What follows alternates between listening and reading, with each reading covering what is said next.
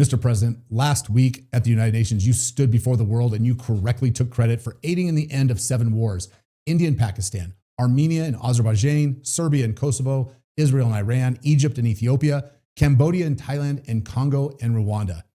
And now most Americans have never heard that list of wars before, but we have, and we already knew the truth. And while you accept praise about ending wars abroad, you're now potentially facing new ones that involve the United States of America. You warned Afghanistan that if bad things would happen if they didn't give us back Bagram Air Base. Then you told NATO to push Russia further than that out of Ukraine.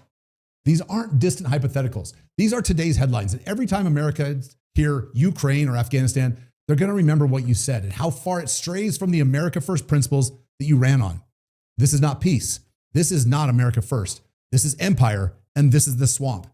And it cuts deep, Mr. President, because we believed you. We cheered you and promised to bring our sons and daughters home.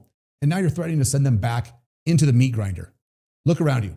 Who is applauding these new lines? Lindsey Graham licking his lips at the thought of satisfying his sick fetish for endless wars? The Washington Post counting their profits as you flip on Bagram, because at the Post, if Americans bleed, it leads. If those are the devils cheering you on, something has gone very, very wrong, because it's not their kids who pay for the price of war. It's ours. It's not their money funding NATO. It's ours. And it's not their blood spilled in the sand. It's ours. Mr. President, this is the story of a man who once defied the swamp and now risks becoming part of it. The fighter who promised to destroy the blob now sounds like its spokesman.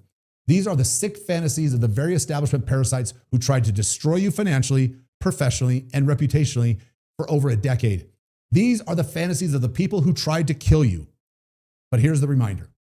You told us that you would end wars and bring our troops home. That's why we believed you. That's why we fought for you. And that's why we need you to be that man again. And we refuse to accept anything less. We are not Rome. We are America. You don't make America great by making America bleed.